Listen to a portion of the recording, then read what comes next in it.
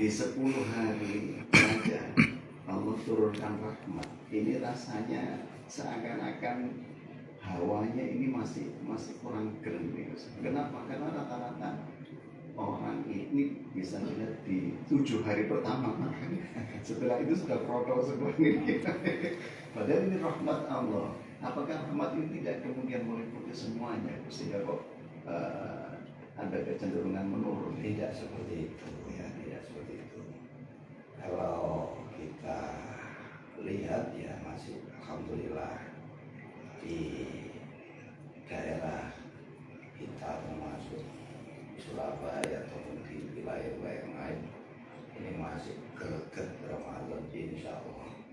Dan di awal-awal ini ya seperti biasa masih ramai penuh seperti kayak ketika barusan tadi ya, malam tadi saya terawih di tembok Pulau itu di masjid di dalam penuh sampai di luar itu masih beber laki perempuan, padahal masjidnya tingkat 2. Ini kan masih membuktikan ya seperti biasa antusiasnya di sana. Di awal, memang awal ini Allah masih memberikan rasa syukur, rasa semangat, diberikan kekuatan, pertolongan agar hamba-hambanya ini merasakan nikmat sehingga bisa melaksanakan sesuatu yang belum terbiasa. Nah, kita tahu jarang sekali orang berpuasa kecuali orang-orang yang tertentu. Kalau disunahkan, Anda diwajibkan, nah berat. Makanya tapi tetap Allah mewajibkan puasa itu bukan untuk kepentingan Allah, agar hambanya ini selamat, hanya menginginkan hambanya agar mendapatkan ampunan, agar mendapatkan surga yang telah disiapkan oleh Allah. Jadi makanya Allah heran, menungso ini tidak selamat kok lere dicancang ambil hukum wajib kan ya. Padahal semua yang diperintah itu untuk kemaslahatan manusia. Sampai diwajibkan ini kan ya, tapi memang itulah manusia. Kalau seandainya tidak diwajibkan, manusia tidak akan bisa merasakan nikmatnya puasa. Nah, ada 1 tahun diberikan 1 bulan di situ, dipaksa manusia untuk berpuasa.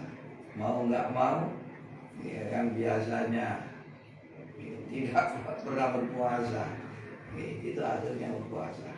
Ya di sini Allah tidak lepas tangan, artinya ya tetap Allah tetap ngurusin. Cuman di dalam Ramadan ini yang fase-fase yang pertama ini memang kan disebut Nabi awalur rahmah.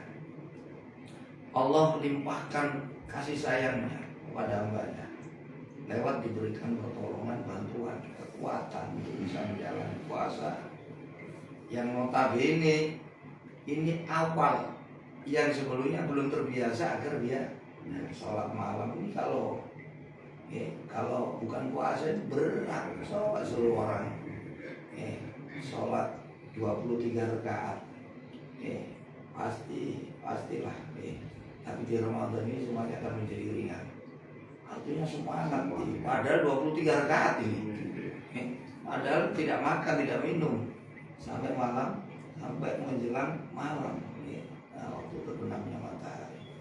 Jadi ini terus yang paling penting fase-fase seperti ini kan dibagi-bagi sama Nabi agar kita ini bisa mencapai performa yang maksimal nanti di akhirnya. Itu inti daripada yang diinginkan Nabi.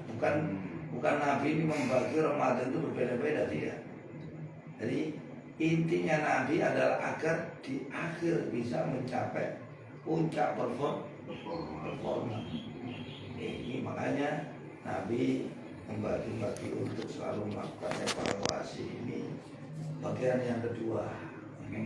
Berarti tinggal satu bagian. Nah, ini kan untuk ini masa terakhir, masa penentuan, masa.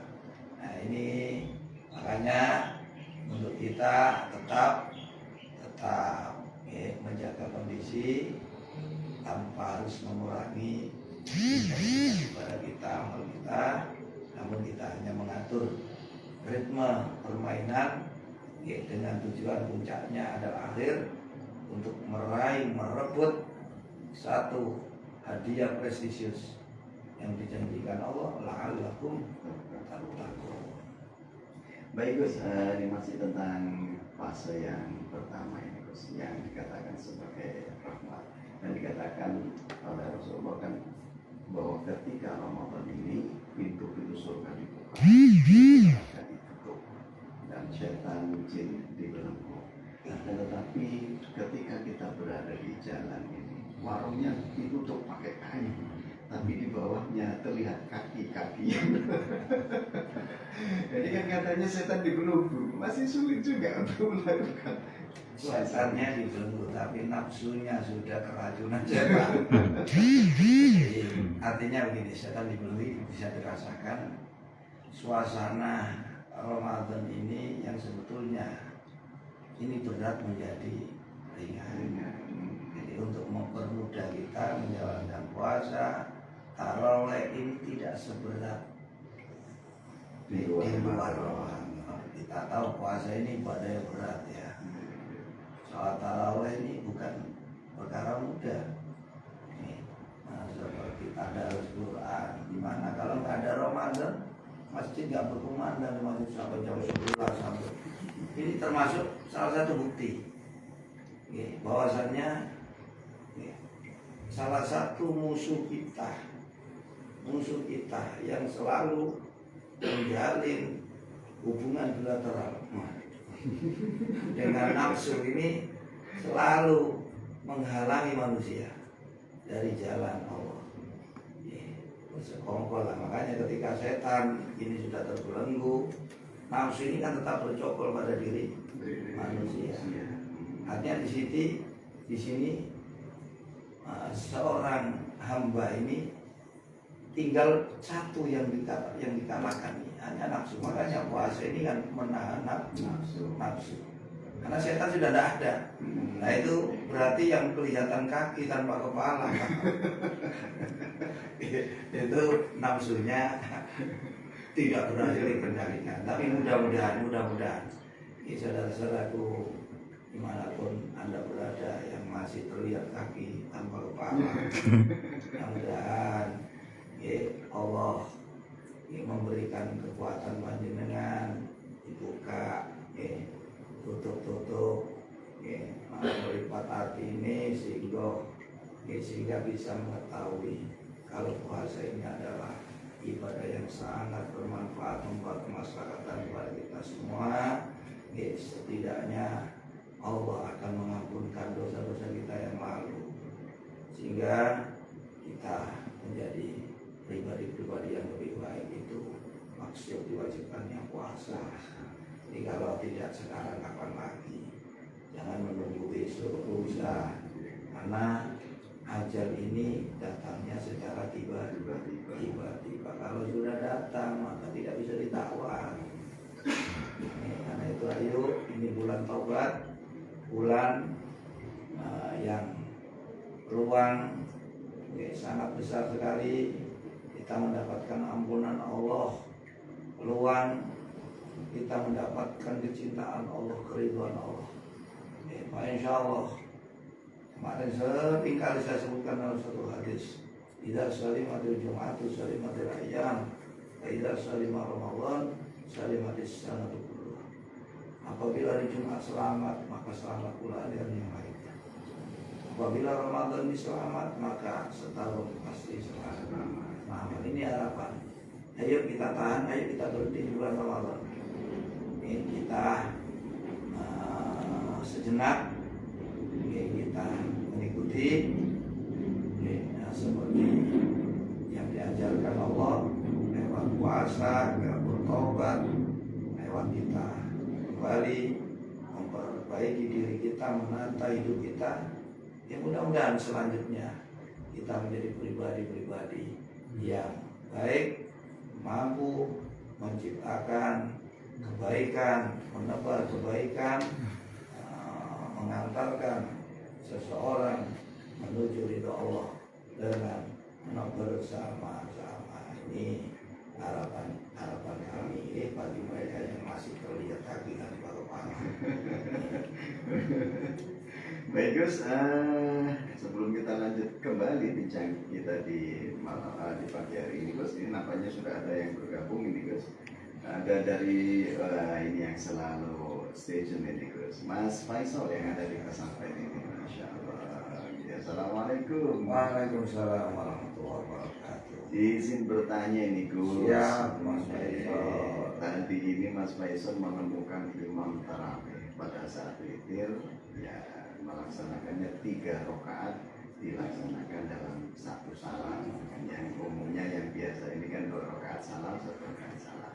Nah ini yang ditanya ke Gus, apakah hal tersebut tetap bisa dilaksanakan dengan 3 rakaat langsung 1 kali salam? Ya jadi begini Mas Faisal, untuk pelaksanaan sholat witir yang 3 rakaat itu model pelaksanaannya memang ada 2. Ada yang 2 plus 1, ada yang 3 sekaligus. Namun yang menjadi pembahasan di antara 2 metode ini mana yang terbaik, mana yang paling utama. Di sini para ulama ada yang menyatakan yaitu yang paling utama adalah 2 plus 1 dengan alasan untuk membedakan antara sholat maghrib dengan sholat witir. Kalau sholat maghrib ini kalau 3 dilanjutkan, kalau orang yang nggak tahu ini sholat apa, sholat maghrib bisa jadi karena sholat maghrib 3 sekaligus. Tapi kalau witir ini kan 2 plus 1. Jadi memang yang meskipun dilakukan secara 3 sekaligus itu boleh sah. Yang penting witir itu kan ganjil, yang penting ganjil. Namun yang lebih utama adalah 2 plus 1 karena ini untuk membedakan antara sholat maghrib dengan sholat witir. Bisa dengan kata lain biasanya ini kan Gus ya, yang 2 plus 1 ini yang tarawihnya 20. Kalau yang 3 langsung biasanya diskonan 60%. Ya, yang biasanya 8 rakaat ya tidak apa-apa. Yang terpenting kita hidupkan malam ini dengan sholat. Memang kalau Ramadan ini adalah tarawih. Berapa jumlah rakaatnya? Misalnya ada yang 8-20 ini kan. Yang 8 ini di awal zaman Sayyidina Kanjeng Nabi sama Sayyidina Abu Bakar. Itu 8 dikerjakan di masjid, selanjutnya sisanya di rumah. Namun di era Khalifah Umar bin Khattab, karena melihat semangat orang banyak dilihat di rumah tidak dikerjakan, akhirnya Sayyidina Umar membuat inisiatif 20 rakaat semuanya dikerjakan di masjid. Nah, di era Sayyidina Umar inilah sampai berganti ke era Sayyidina Utsman bin Affan. Beliau sangat memuji inisiatif daripada seandainya tidak ada Umar, masjid ini akan gelap lebih awal daripada sekarang. Nah, coba seperti kita ketahui setelah sholat isya gimana kondisi masjid. Tapi kalau ada tarawih 20 itu bahkan sampai malam, sampai tadarus ini. Nah, jadi ini menurut sebagian keterangan hadis sahih ya. Jadi mungkin saudara-saudara kita yang di masjid 8 rakaat itu disambung di rumah. Sampai 20 insya Allah seperti itu. Terus kemudian begini guys, di dalam hadis itu kan yang selalu disebut itu maqoma yang mendirikan sholat. Kemudian munculnya istilah salat tarawih ini tidak ada apa. Ini penafsiran daripada ulama. Ini Imam Nawawi. Jadi Imam Nawawi ini menafsir hadis dalam kitab Fathul Bari. Itu beliau menjelaskan qiyam Ramadan ini adalah suatu tarawih. Ulama pun sepakat semuanya. Karena ini sudah dicontohkan Rasul. Ketika bulan Ramadan beliau setelah sholat isya ini diajak untuk qiyamul Ramadan. Cuman kemudian diganti dengan istirahat tarawih, sholat. Setelah sholat ada istirahat sejenak, setelah sholat ada istirahat sejenak. Ini sekarang tidak dipakai, langsung ngejos. Setelah berokat ngopi dulu. Makanya ada di sebagian masjid, sebagian musola yang banyak membaca zikir. Asyhadu an la ilaha illallah. Jadi sambil duduk berzikir, kemudian sholat lagi.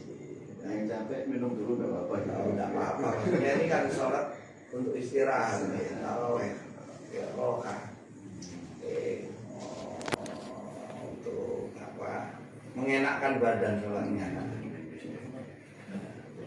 Karena kesibukan semakin bertambah, mungkin ya kesibukan. Okelah kalau tidak merasa capek gitu. Kalau andai seperti itu, ada santai tambah lagi, ada santai lagi. Nah, cuman nggak terlalu, nggak dikatakan kelamaan putus kan. Istilah nyantai itu yang tidak masuk nanti terputus ya. Ini kan kalau kemudian yang dilakukan dengan cara yang super kilat ini berarti kan tidak termasuk roh. Ya itu tadi mungkin karena kesibukan untuk kegiatan yang lain. Mungkin dia mau kataman. Ini hanya di pondok di situ. Yang lain ya rata-rata cepat tetap berapa? 25 menit, 30 menit. Jaga rumahnya. Baik Mas Faisal ya, jadi tidak lantas kemudian sholat witirnya itu tidak sah karena semuanya juga sah, karena ada yang melaksanakan dengan 2/1, ada juga yang 3 secara langsung, tapi lebih utama menurut para jumhur itu yang 2/1 sebagaimana yang disepakati bahwa sholat sunnah itu adalah di malam hari, itu makna itu 2 rakaat. Baik, Gus, kita akan lanjut kembali Gus perbincangan kita di pagi hari Gus, namun kita rehat sejenak, kita akan hadirkan satu